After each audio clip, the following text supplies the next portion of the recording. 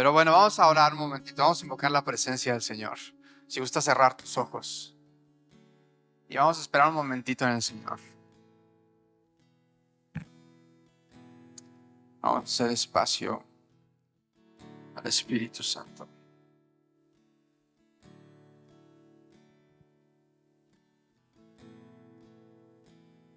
Gracias, Señor. Gracias, Jesús, porque las heridas en tus manos y en tus pies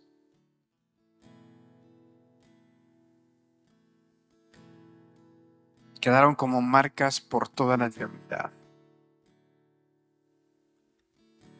Y de esas heridas, de donde sangre fluyó, es también un lugar donde se abrió una fuente para nuestra purificación.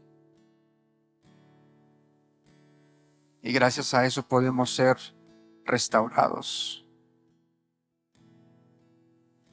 Gracias porque cuando vemos esas cicatrices, eso es un recordatorio del valor que cada uno tenemos para ti.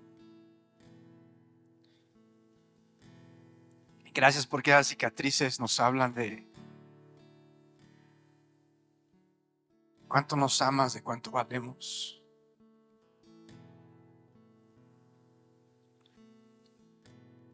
Gracias porque tú recibiste esos golpes, esa vejación, esa tortura, para que pudiéramos experimentar paz. Ese fue el precio de nuestra paz. Gracias, Señor, porque tú eres el sanador que fue herido, el sanador al que le damos todo nuestro amor.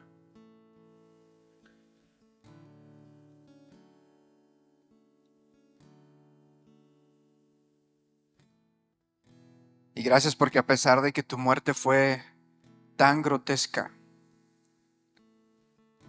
y Isaías reporta que con trabajo se podía reconocer tu rostro,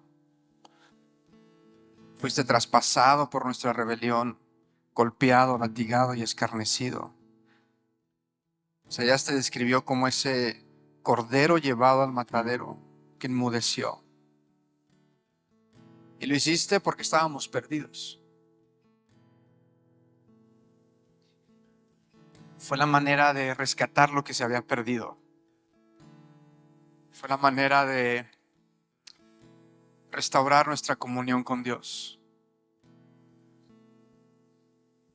Ese era el plan perfecto.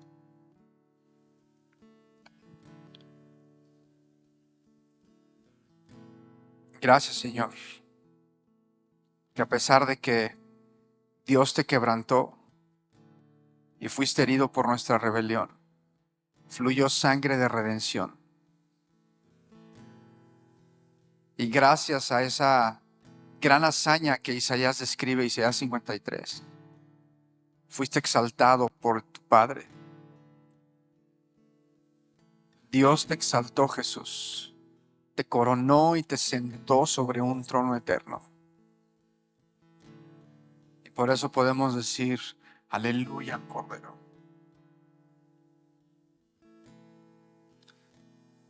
Que toda la gloria, la honra, la alabanza sea para ti, Jesús.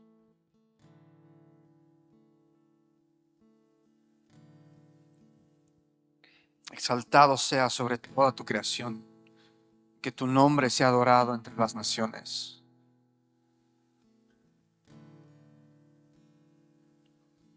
Que tú nos diste libertad. Tú fuiste coronado como el Rey del universo. Y toda la creación se admira de que no hay mancha en ti. Eres el Cordero puro y perfecto. Gracias, Señor, porque tú eres nuestra esperanza. Tú dijiste que regresarías por nosotros. Dijiste que jamás nos abandonarías, que no nos dejabas solos. Y sabemos que no estamos solos. Señor, tú eres tan humilde que llevaste nuestra vergüenza, nuestra culpa.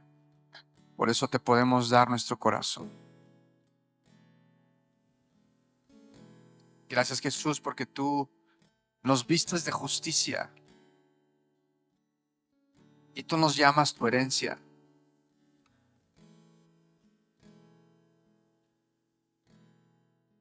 Tú nos has puesto ese nombre, tú has dicho que nosotros somos tu herencia.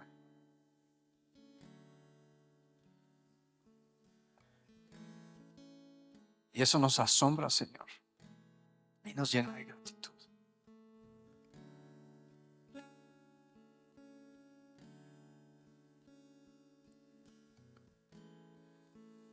Ten, Señor, te damos nuestro corazón.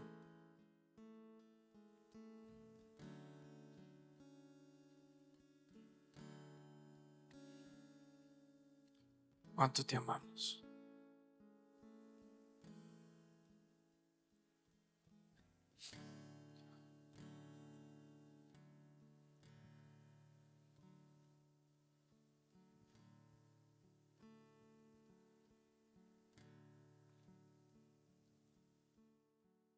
Señor, tú dijiste que regresarías.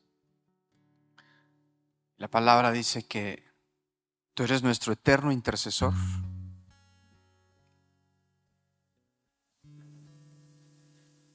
Si eso es así, quiere decir que hoy tienes tus rodillas dobladas,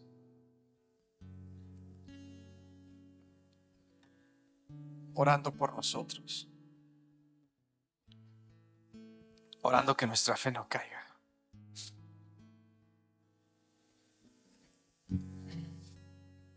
Gracias porque una vez que te encarnaste, te hiciste intercesor para siempre.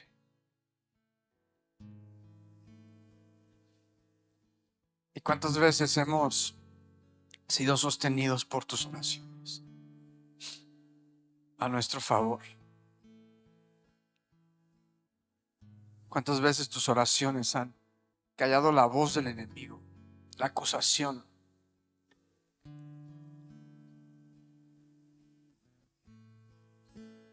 Gracias porque tú hablas cosas buenas al Padre de nosotros.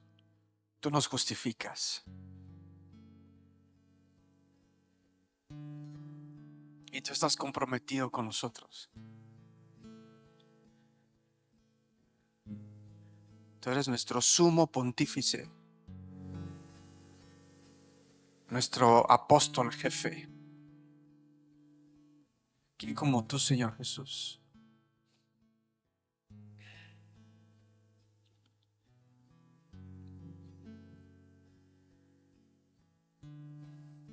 Gracias porque tu palabra nos enseña que tú tienes el deseo de hacer todas las cosas nuevas,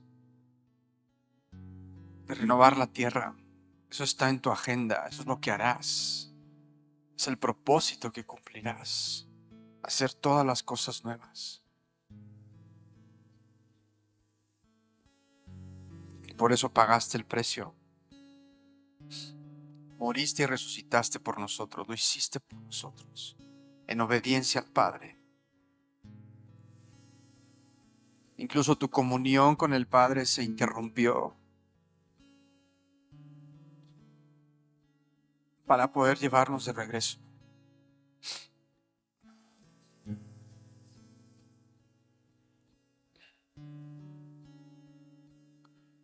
Y lo hiciste porque nos quieres ver contigo donde tú estás, en aquel día cuando regreses por los que amas.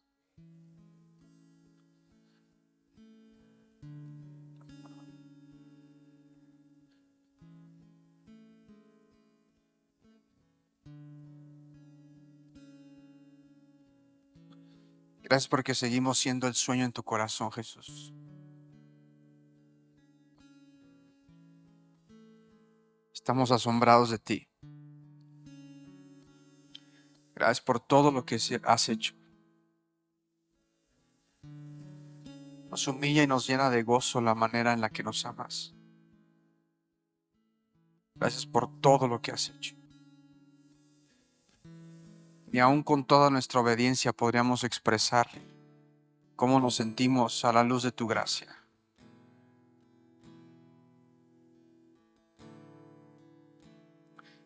Y hoy levantamos nuestras manos al Salvador. cuya sangre demanda nuestra adoración.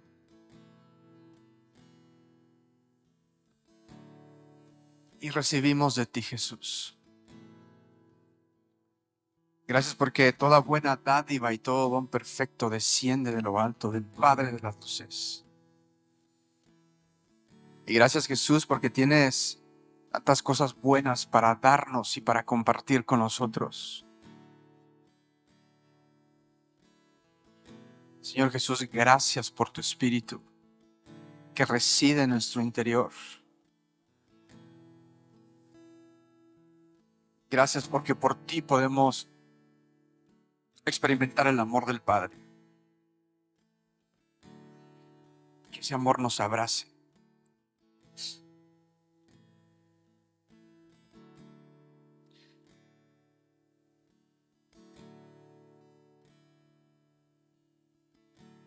Y ahora, Señor, mientras compartimos, pedimos por el ministerio de tu Espíritu en medio de nosotros.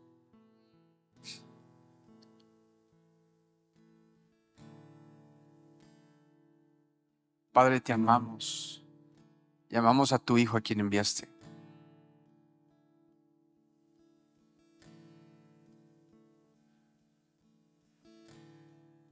Oramos en el nombre de Jesús. Amén. Ahorita dijo una frase de Jacob de la condición crítica del Estado, ¿no? De que es uno de los estados menos evangelizados. Creo que hay como 230,000 cristianos evangélicos. Con razón no los veía bien. Yo decía, ¿qué pasa? ¿Por qué se ven borrosos? Pero aquí me surgió una pregunta y quiero hacérselas. Sí, Michoacán es un estado difícil. Michoacán es un lugar pues que hasta le llaman, ¿qué? La zona del silencio. A ver, todos a las tres así, 1, 2, 3. Ahora, aquí la pregunta es la siguiente. ¿A qué crees que se deba? Solo hay de dos sopas. ¿Se debe a la gente o se debe a la iglesia? No me contesten, pero vamos a pensar. ¿A qué se debe que seamos la zona del silencio? ¿Se debe a la gente o se debe a la iglesia? Ahí se los dejo y ahorita vamos a platicar un poquito más de eso. Pero no sé si me pueden ayudar en la pantalla, con las imágenes. Quiero compartir lo que hemos estado haciendo los jueves que vamos a evangelizar. Hay muchas maneras de evangelizar y hoy voy a hablar de algunas de ellas para animarnos en nuestra obra de evangelistas. Sabemos que Dios ha hablado mucho a la iglesia sobre evangelismo, ¿cierto? ¿O nada más yo lo he escuchado?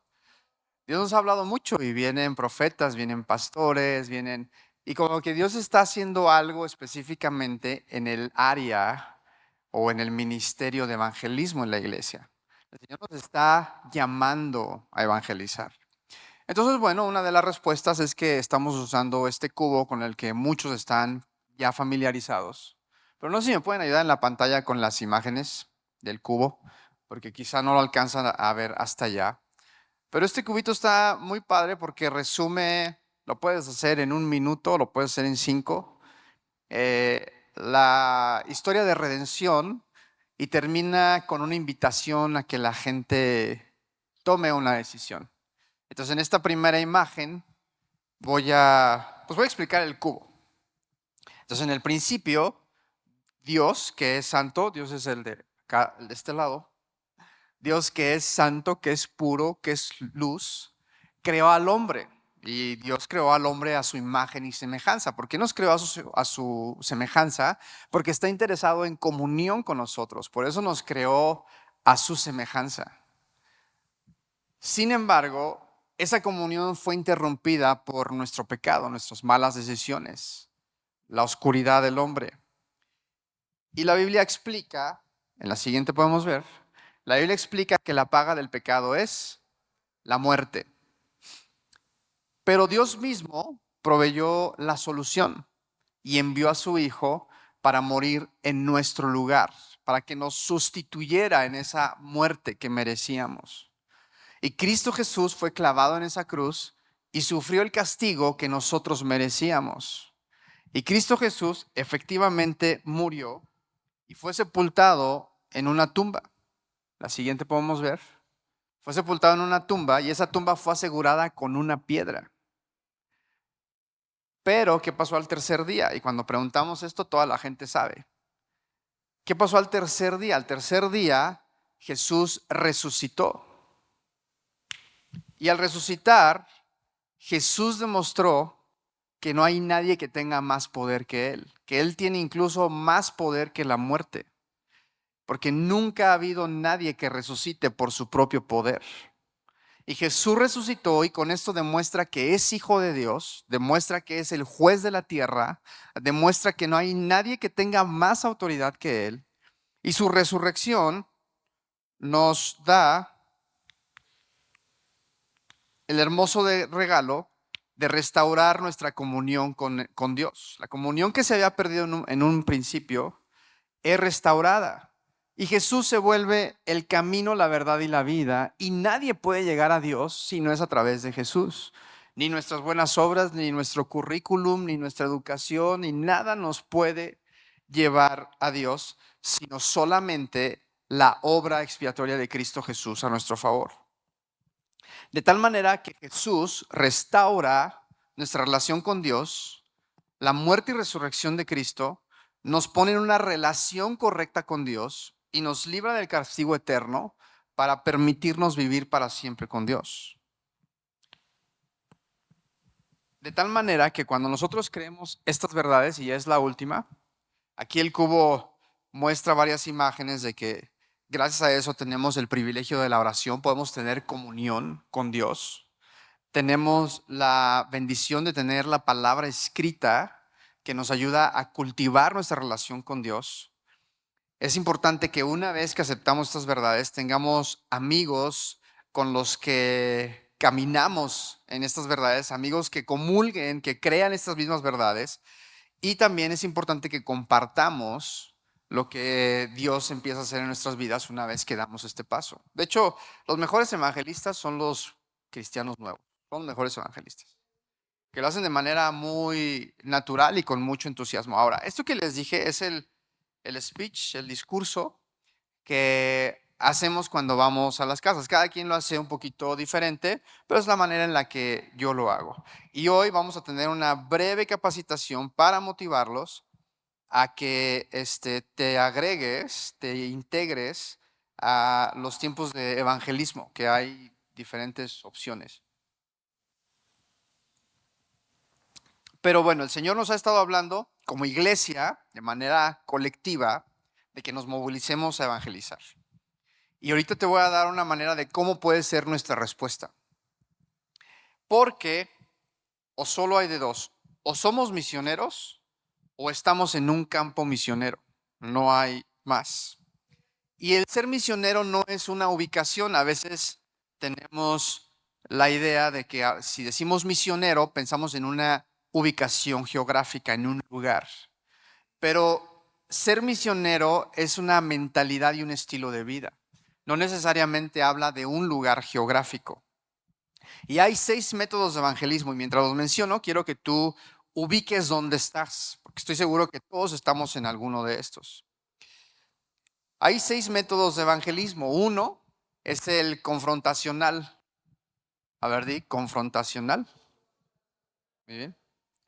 ¿Y quién hacía esto? El experto, el maestro en evangelismo de confrontación. ¿Quién era? Juan el Bautista. Este cuate era, arrepiéntete y deja tu pecado y vuélvete a Dios. Ese era el evangelismo confrontacional, que también Jesús lo llegó a hacer. La primera vez cuando Jesús llega del desierto, después de haber ayunado 40 días, la manera en la que empieza su mensaje es con confrontación. ¿Sí? ¿Hay lugar para esto? Muchos dudan de la eficacia de este tipo de evangelismo, pero sí tiene su lugar. sí hay un lugar donde aplica el evangelismo confrontacional. Quizá no es la manera en la que llegas y te presentas o con tus familiares que nunca has visto, hace muchos años no los ves y ya eres cristiano y te van a venir a visitar, pues no los saludas. Hola, ¿cómo estás? Arrepiéntete. O sea, no es la manera. Pero sí existe. Yo recuerdo que voy a contar algunos testimonios que muy probablemente muchos ya me han escuchado contarlos, pero yo recuerdo que llegó a urgencias un hombre herido, con varias lesiones en pulmón, en el vaso, en el hígado, en el estómago, lo habían balaceado. Y cuando llegó yo vi el rostro de este hombre muy duro, un rostro como que ni siquiera, como que no sentí emociones, como ni siquiera tenía dolor. Y cuando lo vi muy grave dije, no, pues este hombre sí puede llegar a morirse. Y él sabía de su condición, entonces llegué rápido a urgencias, se estaba desangrando. Y le dije, oiga, pues usted tiene esto, está sumamente grave, puede morir en cualquier momento y es urgente que lo metamos a quirófano. Yo por mi parte voy a hacer todo lo que sé hacer, lo voy a tratar como si usted fuera mi papá y voy a tomar decisiones para sacarlo adelante. Sin embargo, es probable que haya complicaciones, usted está muy grave. Y él solo se me quedaba viendo y escuchaba, no tenía ninguna emoción. Y oré por él, nos metimos a quirófano, gracias a Dios todo salió bien, iba él evolucionando bien. Pero yo sentía una carga por este hombre. Y lo que yo sentía, lo que el Espíritu Santo ponía en mí era que este hombre se debía de arrepentir, pero a medida que fui interactuando más con él, él estaba rodeado de gente muy sospechosa. Él no decía que, él decía que eran sus sobrinos, pero traían unas gabardinas hasta los tobillos y cuando se movían la gabardina hacía esto así. O sea, como que traían ahí unas armas así grandísimas. Y después me hablaron de ahí del hospital, el director del hospital, y me dijo, oye, nada, más queremos decirte que investigamos un poquito de tu paciente y si sabes con quién estás tratando. Y me dijeron que era el jefe de un cártel de Querétaro, que era una persona de muy alto nivel de un cártel. Y él nos había dicho que en el estacionamiento de Borrera lo habían asaltado, le habían querido quitar su camioneta y le habían disparado. Pues no, él había sido baleado en Querétaro y desde allá se había venido a Morelia para pues ocultarse porque lo estaban buscando para matarlo. Entonces, pues sí, yo ya sospechaba que este hombre tenía algo turbio que no nos había dicho, pero yo sentía así como que el Espíritu Santo me ponía, este hombre se tiene que arrepentir. Y a la vez, pues médicamente yo decía, pero él está evolucionando bien, ya el riesgo de que haya una complicación, que tenga un desenlace fatal y que llegue a morir cada vez es más remoto porque ha estado evolucionando bien. Entonces yo dije, ¿cómo le hago, Señor? ¿Cómo le digo? O sea, si le digo arrepiéntete, pues capaz que salen y me dicen, pues arrepiéntete tú, ¿no? Porque cada vez que entraba, normalmente el paciente nunca cierra la puerta con seguro de su cuarto y los médicos y enfermeras podemos entrar a la hora que sea, nada más avisando un breve toquido y entramos a la habitación. Bueno, aquí había que tocarles y decían, ahí voy, y se escuchaba como que adentro hacían un relajo, nos dejaban esperando afuera y ya nos abrían la puerta. Entonces yo decía, ¿cómo le hago, Señor? Y dije, pues ni modo, ya sé lo que voy a hacer.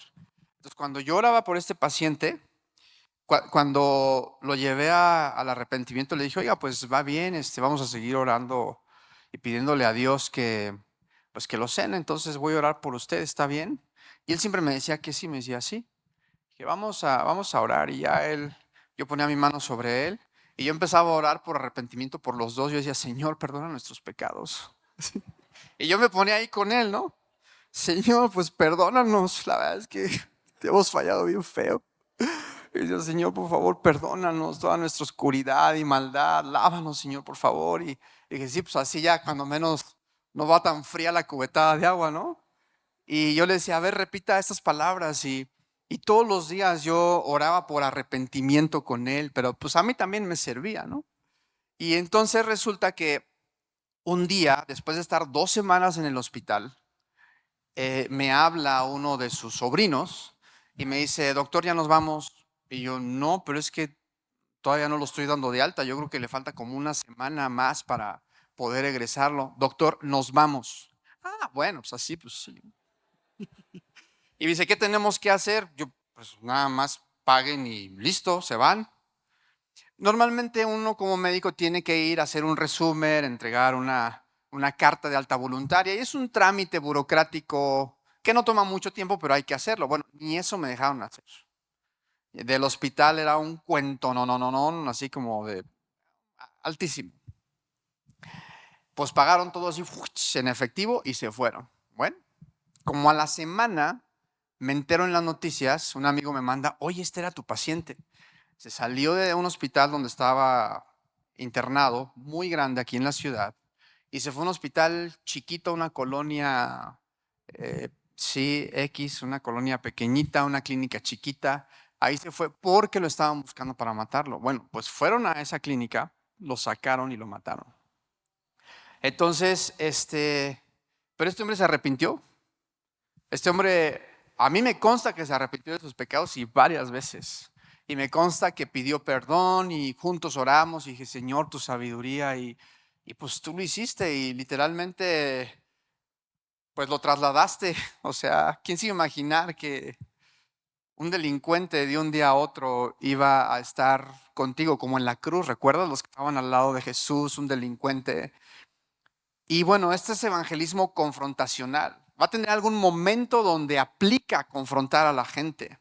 Pero para eso pues podemos ser más que metodológicos de que mi método es confrontar, es ser sensibles al espíritu y saber cuándo va a ser necesario llegar a confrontar. Y cuando confrontamos, pues sí lo hacemos en humildad y en amor y sabiendo que también nosotros tenemos que cuidar nosotros de no caer. Otro tipo de evangelismo es el evangelismo intelectual, que a mí personalmente no se me da, no me gusta mucho involucrarme en debates, pero Pedro, que caminó con Jesús, que fue un pescador y creo que no tuvo tanta escuela como Pablo, pero Pedro mismo dice, si alguien les pregunta acerca de la esperanza que tienen como creyentes, estén siempre preparados para dar una explicación. Y luego más adelante dice, den esa explicación con humildad y den esa explicación con respeto. Entonces, ¿quién hacía esto? ¿Se acuerdan de Apolos? Apolos hacía esto, por eso de ahí la apologética, ¿sí? Que es debatir. Personalmente a mí no me gusta debatir, pero hay gente que le encanta debatir. Pablo también hacía este evangelismo intelectual.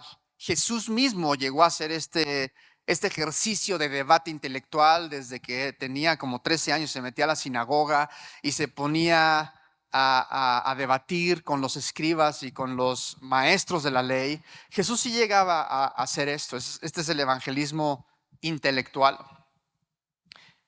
¿Y si conoces a alguien que le guste el evangelismo intelectual?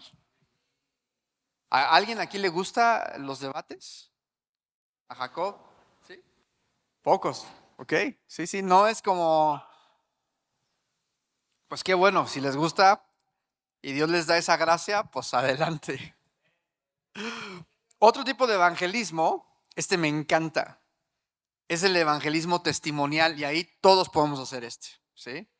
De hecho, es bueno que tengamos nuestro testimonio escrito, diferentes versiones, una de 60 segundos y una de 5 minutos, para poder en cualquier momento hablar con las personas.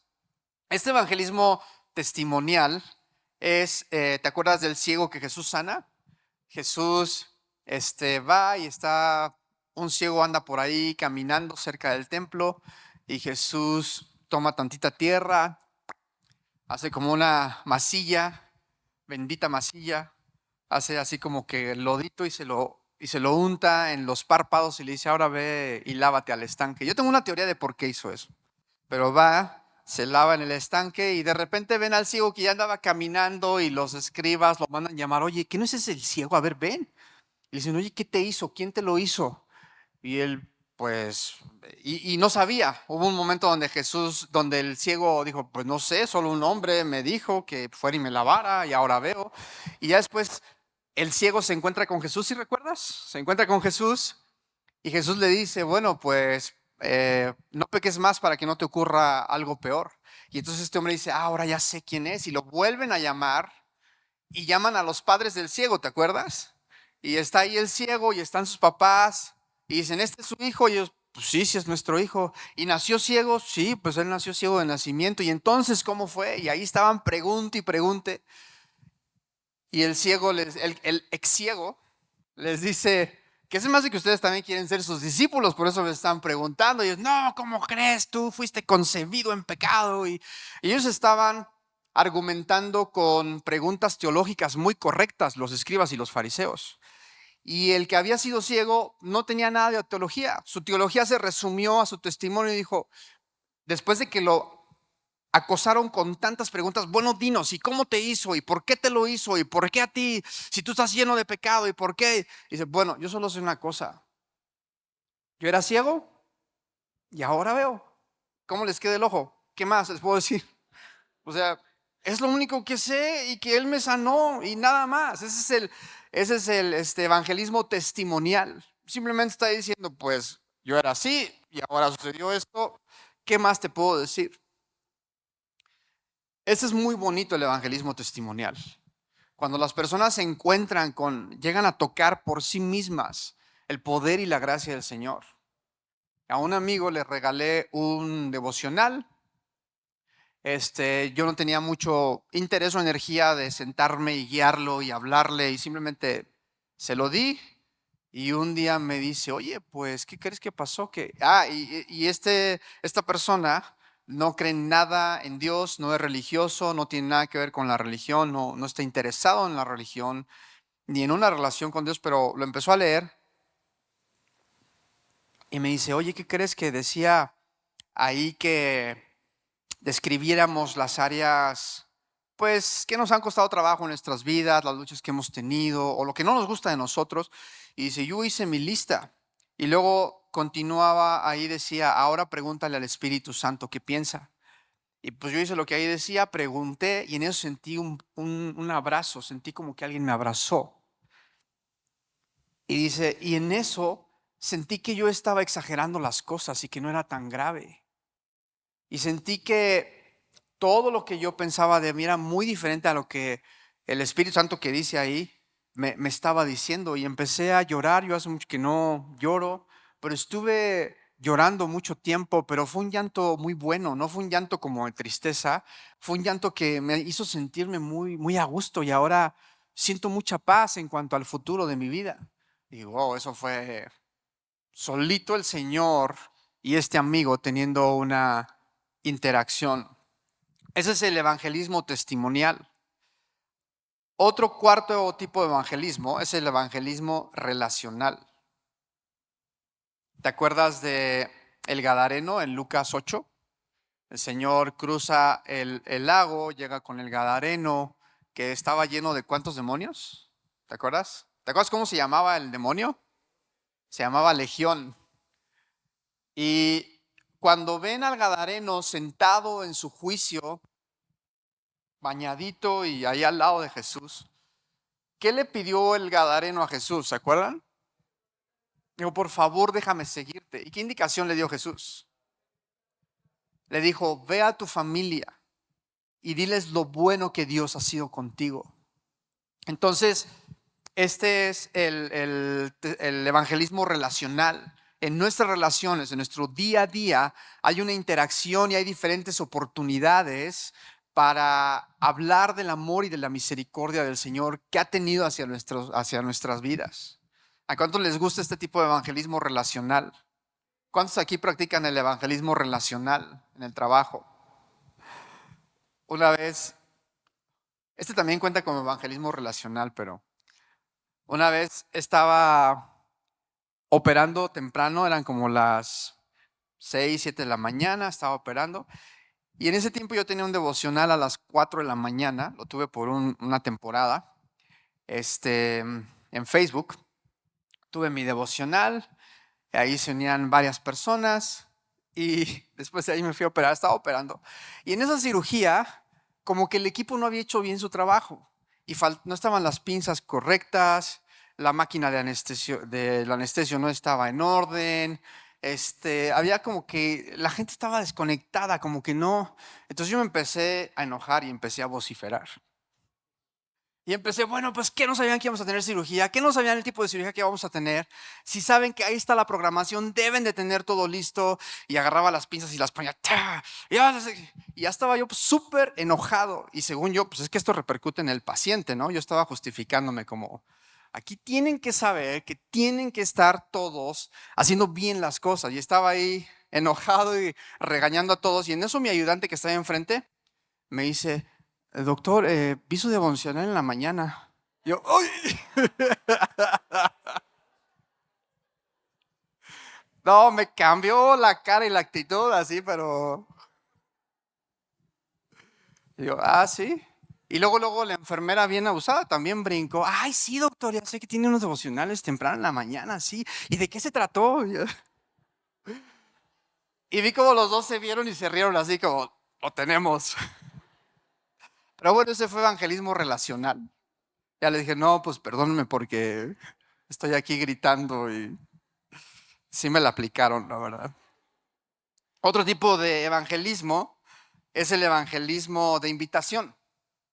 ¿Quién invitó? ¿Recuerdan a alguien que haya hecho una invitación en la Biblia, en los evangelios, a atender a Jesús, a escucharlo, a seguirlo? ¿Quién? Ajá, Pedro y Juan. ¿Alguien más? Empieza con Sa y termina con Maritana. ¿Sí? ¿Recuerdan quién? La samaritana.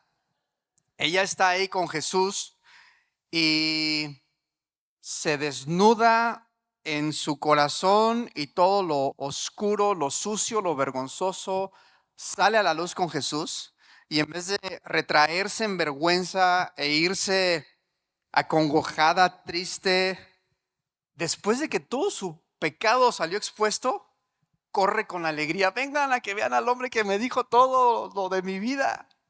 O sea, qué capacidad de Jesús de restaurar a tal grado que lo que le pudo haber causado vergüenza ya no era más motivo de vergüenza. Y esta mujer dice que los que acudieron fueron los hombres, no dice las familias y las mujeres. Dice que todos los hombres de la región fueron, o sea, ella lo posteó y todos sus seguidores vinieron. O sea, lo que el enemigo había usado para mal, esta mujer fue e invitó. Aquí, ¿quién le iba a hacer caso? Ella había tenido una vida muy, muy promiscua. Y pues quizá muchos de sus contactos fueron los que llegaron, pero esta mujer salió corriendo y Jesús se tuvo que quedar a dormir cuando no era el plan, se tuvo que quedar a pasar la noche, creo que hasta 2 días, ¿no? Se quedó ahí en esa región de Samaria. Es el evangelismo de invitación. Y el último tipo de evangelismo es el evangelismo de servicio, donde todos participamos para que muchos puedan acercarse a la gracia del Señor, recibir su perdón. ¿Quién me dice los 6 tipos de evangelismo? Sin leer, viéndome a mí. ¿Quién me los dice? Y les voy a regalar este cubo. ¿Alguien? Bueno, este cubito sigue siendo mío.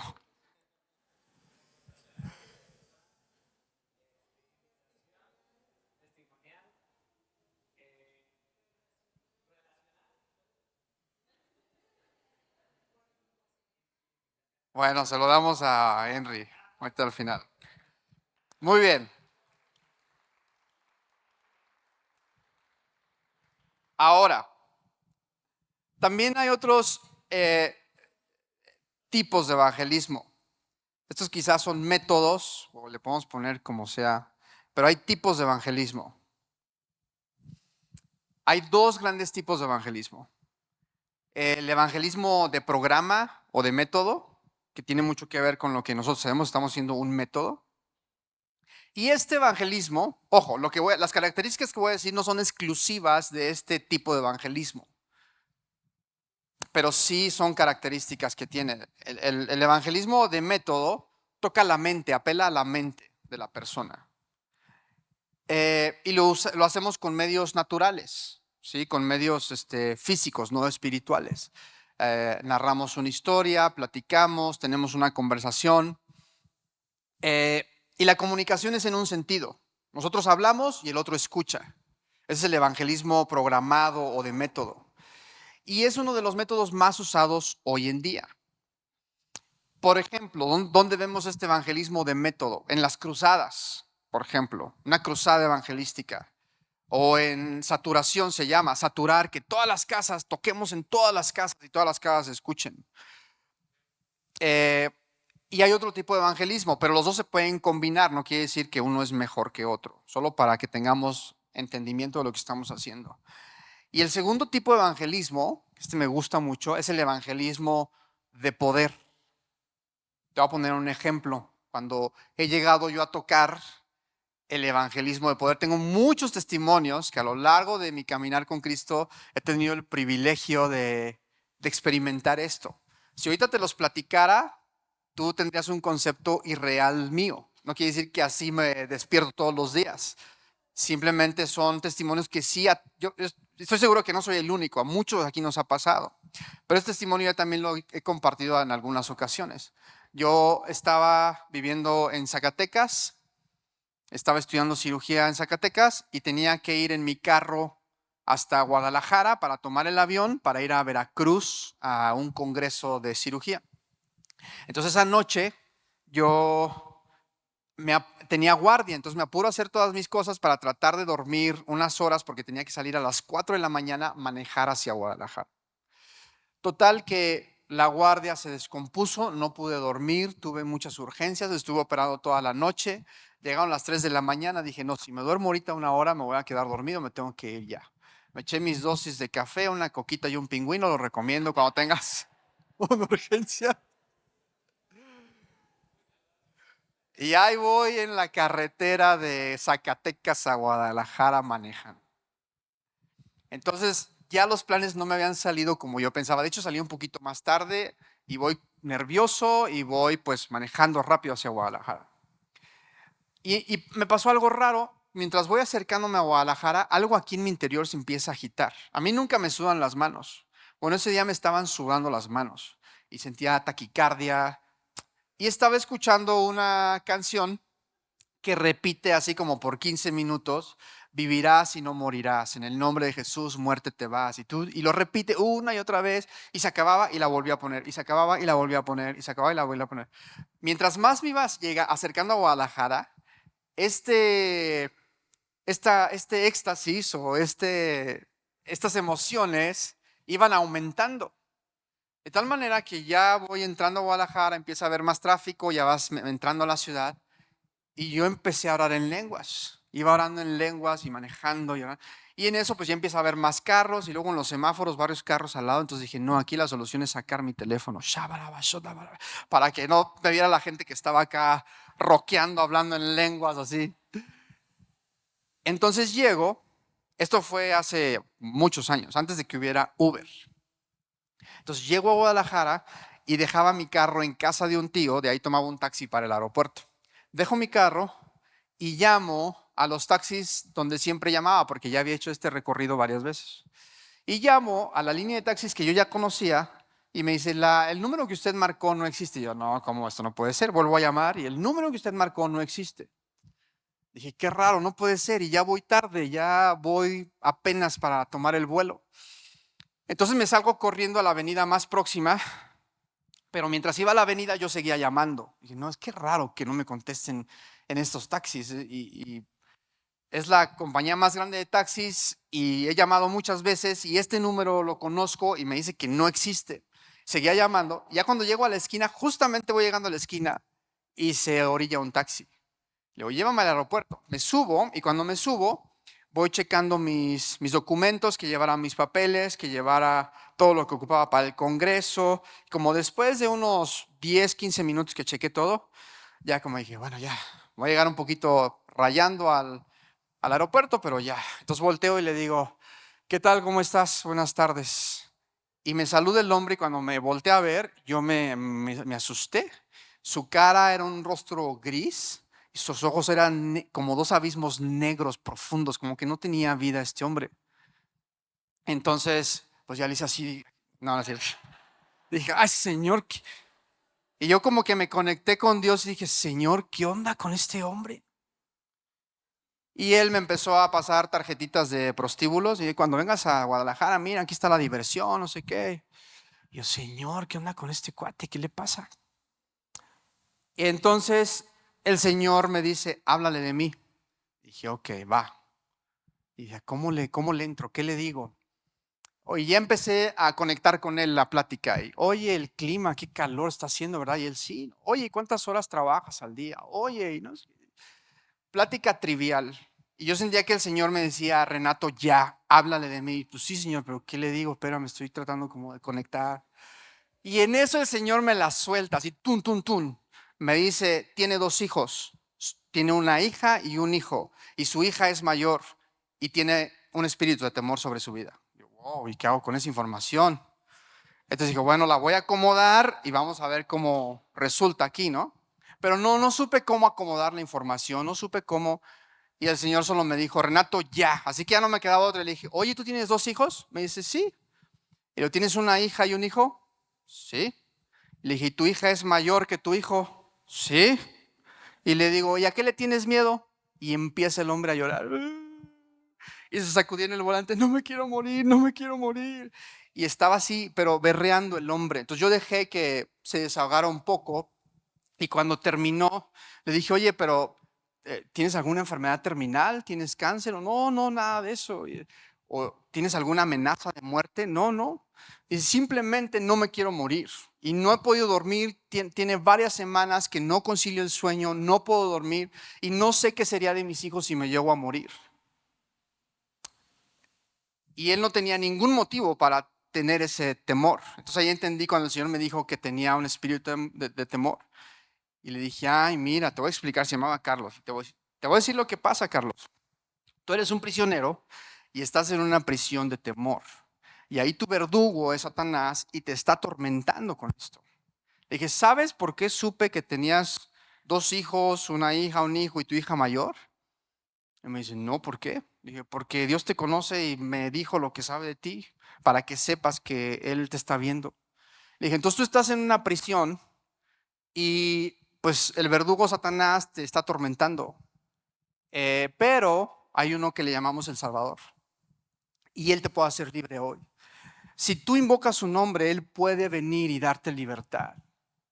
¿Tú quieres que hagamos esto? Y me dice, sí, sí, sí quiero. Entonces le dije, voy a hacer una oración por ti y luego tú vas a repetir una oración. Entonces yo oro y pongo palabras en su boca donde Él se arrepiente y donde Él confiesa a Jesús como su Señor.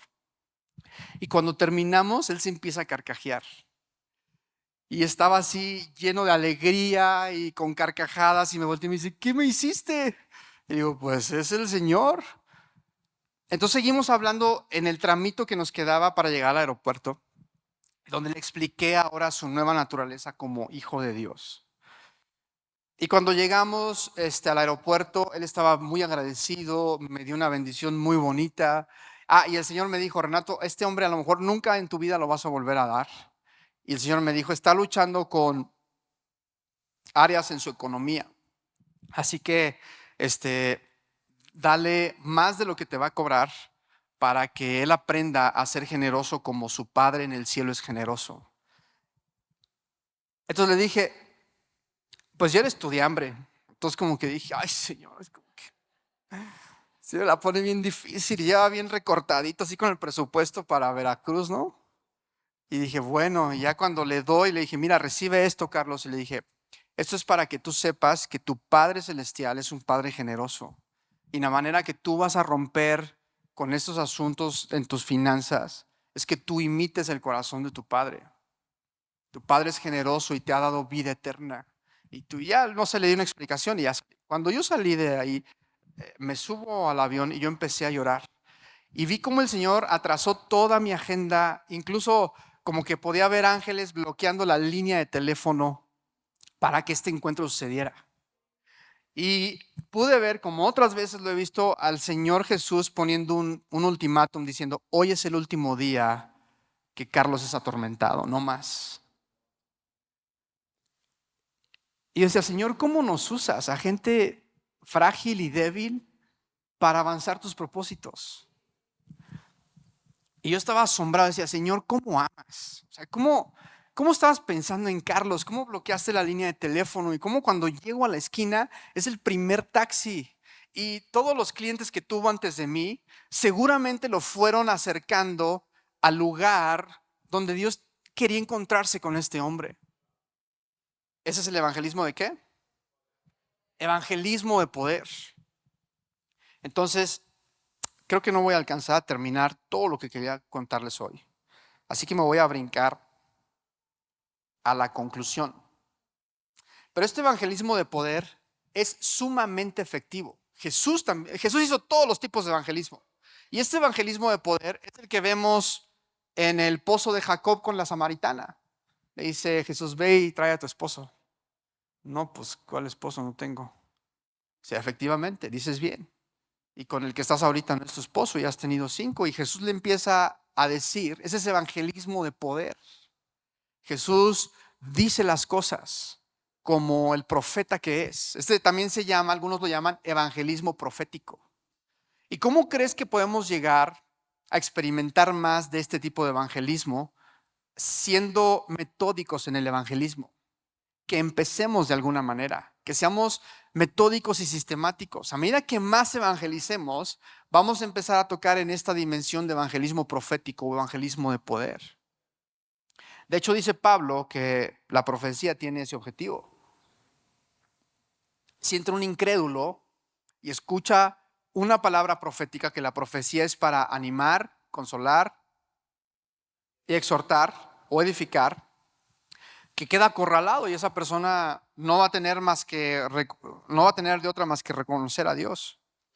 Pero este método de evangelismo es sumamente poderoso y este evangelismo es muchas de las veces espontáneo, muchas veces no lo traes programado, muchas veces sucede en el momento, se dio la oportunidad. Como mi mamá tiene muchos testimonios de evangelismo de poder, de evangelismo profético, en el momento Dios le da una palabra y ora por las personas. Y también siempre es guiado por el Espíritu Santo. Siempre tenemos la paz y la convicción y el denuedo de que de que el Espíritu Santo nos está guiando. Y siempre el evangelismo de poder demuestra la deidad y el poder de Jesús mediante señales. Y este evangelismo de poder es el que más vemos en el Nuevo Testamento. De hecho, en el libro de los Hechos vemos puro evangelismo de poder. Y para allá el Señor está llevando a su iglesia. ¿Qué motiva el evangelismo? 2 cosas motivan el evangelismo. ¿Te acuerdas cómo vio Jesús a las personas? Los vio como ovejas sin pastor. ¿Y qué sintió en su corazón? Tuvo compasión. La compasión es un buen motivante para el evangelismo. Tener compasión por las personas. Y para tener compasión tenemos que asomarnos a donde vivimos. Yo recuerdo que cuando hacíamos proclamando en las plazas y llegué a pasar muchas noches, nos íbamos a dormir a la plaza a leer la Biblia. Y yo recuerdo que me iba al centro y me metía a la catedral y me sentaba. Y recuerdo que aunque no había misa, llegaba mucha gente a la catedral. Llegaba, se ponía de rodillas, se persinaba, se quedaban un rato y se iban. A veces llegaba gente como con documentos bajo el brazo, como con folders, como ya es que hay muchas oficinas en el centro. Llegaban, se quitaban su sombrero y ¡pum! Y se iban. O a veces llegaban mamás que habían ido por sus hijitos a la escuela, al kinder, llegaban con ellos, se sentaban ahí, lloraban un poquito, se paraban, Y yo decía, Señor, ¿cuánta hambre hay del evangelio? ¿Cuánta hambre hay de conocer la verdad? La gente va al templo, a la iglesia católica, porque es la referencia que ellos tienen donde pueden encontrar a Dios. Y yo veía llegar a la gente, y de hecho ahí nos pasó una vez que estábamos con un amigo orando ahí, viendo a la gente entrar y viendo a la gente buscar algo de Dios. ¿Recuerdas cómo Jesús preguntaba, ¿qué quieres que haga por ti? ¿Recuerdas a Dios 2 ciegos? ¿Qué pregunta de Jesús, no? Pues, los está viendo ciegos y les pregunta, ¿qué quieres que haga? Aquí aplicaría la, estás viendo y no ves. Pero le dice, los ves ciegos y les dice, ¿qué quieren que haga por ustedes? Jesús quería que ellos articularan, hicieran la petición, que no les iba a ser negada. Imagínate lo más hermoso, abren los ojos y ¿qué es lo primero que ven? El rostro de Jesús, eso haber estado hermoso. Pero entonces, eh, estábamos ahí con mi amigo sentado y en eso escuchamos así como esta silla, escuchamos así. Bueno, pues es una viejita que llegaba con su andadera desde la entrada y ya ves que tiene muy buena acústica la catedral. No, pues escuchaban toda la catedral chic, chic, y se sienta justo atrás de nosotros. Entonces le digo a mi amigo, vamos a orar por la viejita, ¿no? Pues sí. Y ya nos vamos cada quien al lado de la viejita. Y le decimos, oiga, que vamos a orar por usted. Y ella como que no tenía pues ni idea de que... Y dice, sí. Y entonces empezamos a orar y el Señor le empieza a tocar. Y la abuelita empieza a sacudir su andadera. Chic, chic, chic, chic, chic, chic, y se escuchaba en toda la catedral. Y la viejita con las lágrimas. Y pues ya llegó un momento pues donde la oración se acaba, ¿no? Y ya le decimos, bueno, pues ya. Y nos voltean y nos dice, no se vayan, por favor. Y ahí la gente tiene hambre de lo espiritual. Somos seres espirituales y es natural que tengamos inclinación hacia las cosas espirituales. Y la gente está buscando lo espiritual. Y de esa gente hay mucha gente que se encuentra con Dios y nos sorprenderíamos de ver el nivel de devoción que muchos católicos en nuestra ciudad tienen. Eso no estoy avalando, no estoy diciendo que, o sea, hay muchas cosas que no son verdad en lo que está fuera de la Biblia, pero muchos católicos cuando vamos y tocamos las casas y que me doy cuenta que son católicos, están familiarizados con las verdades que les hablamos del cubo, las conocen.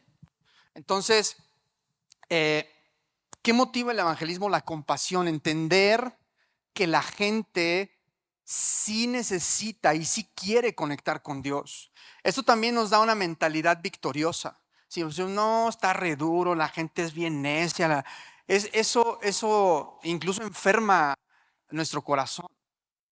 De hecho, las oraciones en todo el Nuevo Testamento tienen un patrón, que son oraciones positivas, no son oraciones negativas. Siempre Pablo oraba por impartición de cosas negativas para que las cosas malas fueran removidas. Pablo nunca oraba, quítale los chismosos, Señor.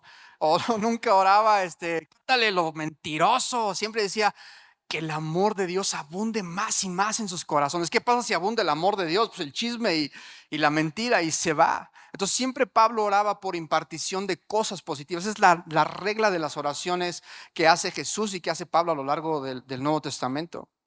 Entonces, ya con esto voy a terminar. ¿Qué motiva el evangelismo? La compasión.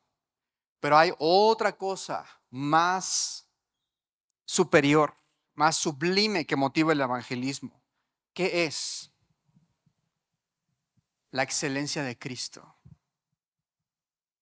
Sí, compasión puede ser amor, pero Pablo le dijo a los filipenses, todo lo demás no vale nada cuando se compara con el infinito valor de conocer a Cristo.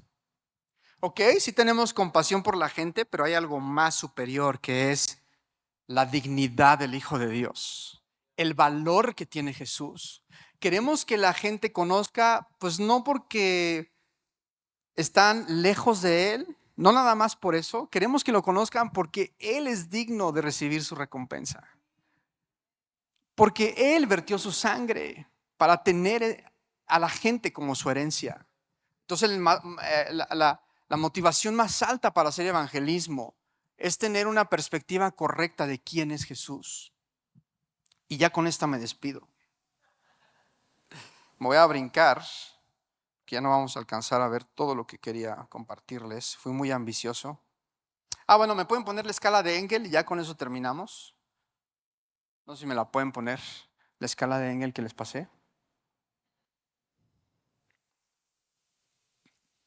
Iba a compartir algunas estrategias de comunicación, pero eso lo podemos dejar para otra ocasión.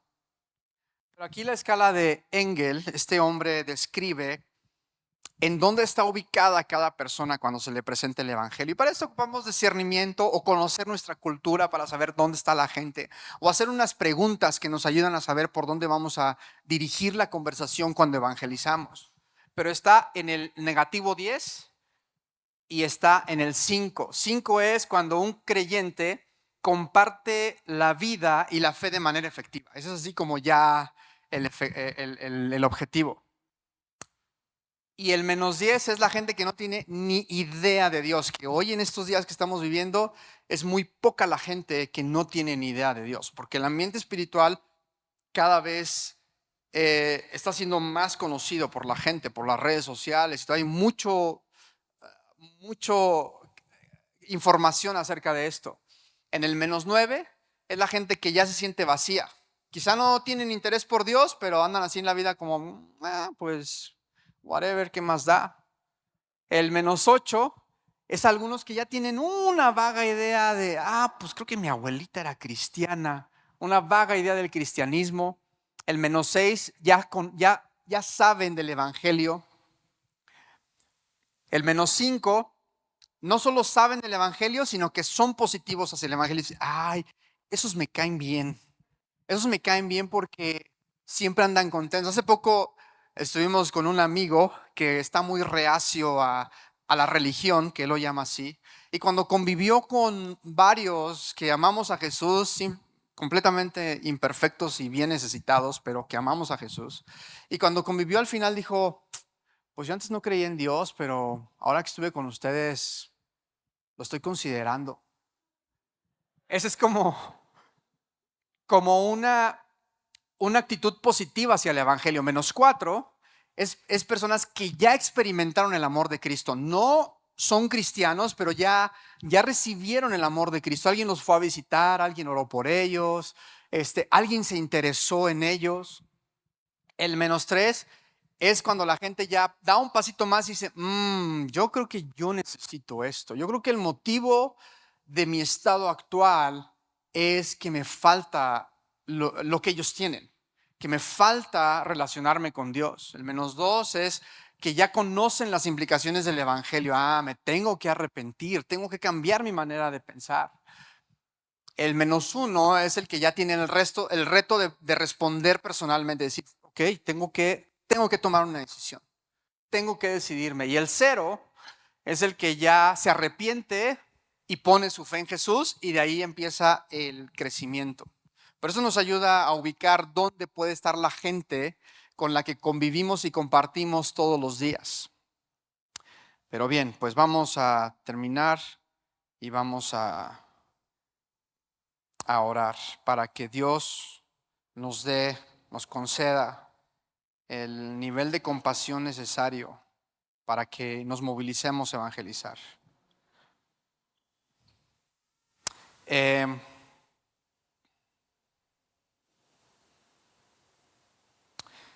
Pues sí, termino diciendo que estamos yendo los jueves a evangelizar. Recuerden que todos los ministerios están invitados a una vez al mes ir a evangelizar. Así que no esperes a que les estemos recordando e invitando. Únete, haz el esfuerzo. Todos hacemos un esfuerzo de nuestro día, pero vale la pena, porque la gente necesita conocer del evangelio. Tu esfuerzo puede traer vida a un hogar, puede traer vida a una casa cuando el evangelio entra en las casas. Así que no esperes a que te estemos llamando, oye, te toca tú como ministerio, el ministerio que sea, te toca este mes, ¿cuándo vienes? Tú búscanos, ya sabes, ya conoces a Daniela y a los que están involucrados en el ministerio de evangelismo. Acércate y di, ¿cuándo vamos a evangelizar? ¿Sí? ¿Está bien? ¿Prometemos que vamos a evangelizar? ¿Prometemos que vamos a ser más intencionales? Y recuerda que evangelismo no es solo los jueves cuando vamos a tocar las casas. Evangelismo es en tu trabajo. El evangelismo relacional y de servicio. Ahí ve la manera de cómo le voy a decir a esta persona con la que convivo ya por 2 años en el trabajo, cómo voy a empezar a hablar. Y la mejor manera es que oremos. Y el objetivo de la oración yo creo que es un 80-20. Más que orar por la colonia a la que vamos a evangelizar, es orar por la iglesia. Es el patrón que encontramos en el Nuevo Testamento. A medida que la iglesia es ungida con poder y amor de Dios, esa iglesia va a ser efectiva en hacer las obras de Dios con consistencia. Pero es la iglesia la que se tiene que movilizar. No es que tiene que cambiar algo en la colonia a la que voy, es que algo tiene que cambiar en nosotros. Por eso preguntaba yo al inicio, ok, si Michoacán es un estado difícil, ¿de quién es responsabilidad? ¿De la gente necia y terca al evangelio? ¿O de una iglesia que tiene mucho potencial de hacer con mayor diligencia las obras de Dios? ¿Ustedes qué creen?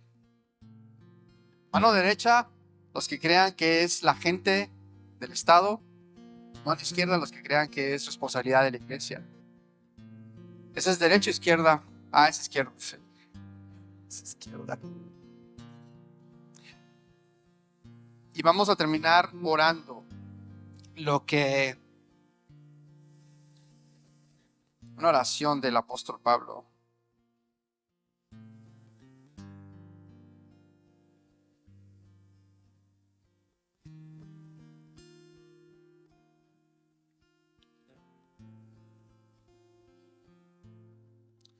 Pero nuestro jefe apóstol Jesús y las oraciones que el Espíritu Santo le dio a Pablo son oraciones donde constantemente el blanco es la iglesia. Que el Señor unja su iglesia. Todas las oraciones que vemos en el Nuevo Testamento son un regalo de Dios para la iglesia.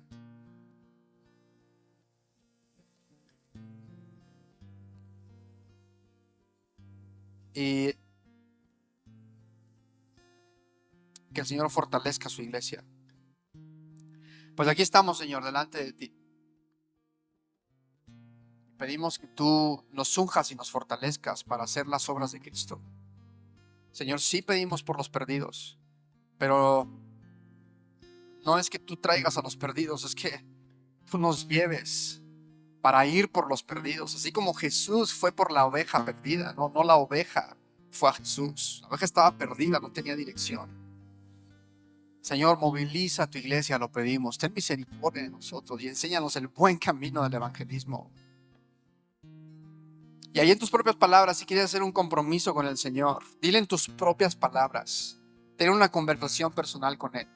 Quizá algunos tienen que arrepentirse, Señor, pues híjole, no he hecho nada de evangelismo. Y otros pueden pedir, Señor, pues guíame más, motívame, inspírame. Pero a lo que vamos a llegar con esto, sigue haciendo una oración personal con el Señor. Pero donde yo creo que vamos como iglesia es que nosotros vamos a ser ávidos ganadores de almas aquí en Vida Eterna. También más adelante vamos a pasar de proclamar el evangelio a demostrar el evangelio con el poder, y que de manera más natural operemos en lo sobrenatural.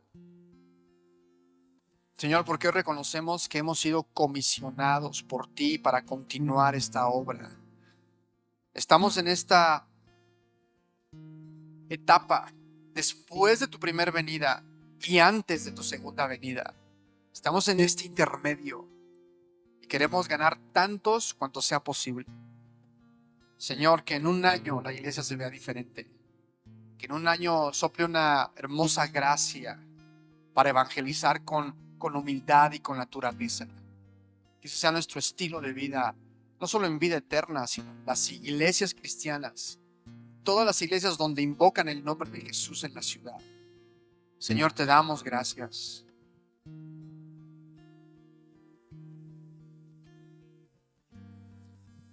Gracias, Señor. Señor, que nuestra vida sea un olor fragante para ti.